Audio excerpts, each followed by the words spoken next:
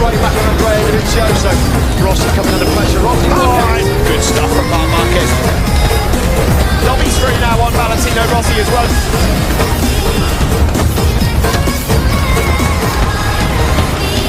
Alex Rins up the inside, it's a bit wide there for Marquez, and the Suzuki line goes through. Oh, how has he done?